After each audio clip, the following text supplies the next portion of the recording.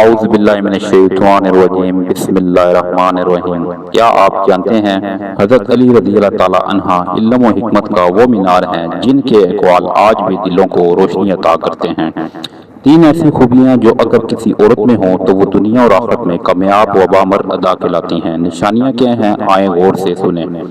پہلی نشانی، جو اپنے رب سے ڈرے چاہے کوئی اسے نہ دیکھے۔ خوش نصیب عورت وہ ہے جس کا دل تقویٰ سے بھرا ہو، جو تنہائی میں بھی اپنے رب کے کردار کی حفاظت کرے، جسے رب کا خوف ہو اور رب کی رضا کی طلب ہو۔ دوسری نشانی، وہ اس کا گھر جنت بناتی ہے، اس کی باتوں میں محبت، خدمت میں خلوص اور رویے میں وفاداری ہوتی ہے۔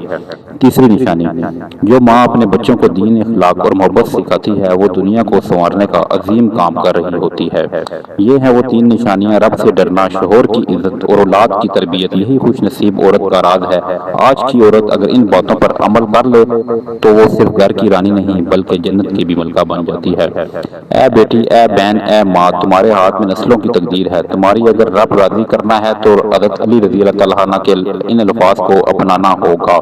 مزید ویڈیو دیکھنے کے لیے ہمارے چینل کو سبسکرائب کریں۔ جزاک اللہ۔